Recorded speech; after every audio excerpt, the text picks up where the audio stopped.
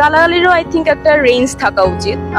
মানে সব ধরনের গালি যেটা অনেক এক্সট্রিমে চলে যায় এরকম কিছু ফ্রেন্ডদেরও বলা উচিত না, কজ এটা খুবই খারাপ।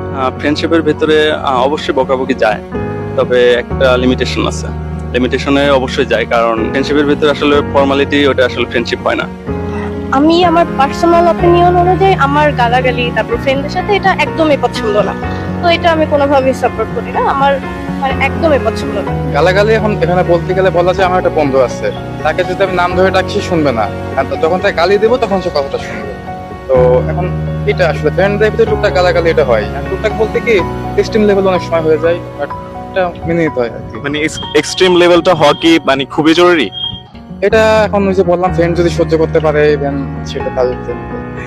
গালাগালি করাটাকে একদমই সাপোর্ট করি না, আর আমার নিজের যে ফ্রেন্ডরা আছে তারা আসলেই গালাগালি করে না, তাই তারপরে দেখি যে ছোটখাটো দুই একটা বলে ফেলে, এটাকে আমরা গালি হিসাবে এই কারণে নেই না কারণ আমাদের আশেপাশে আমরা দেখছি খুব, তাই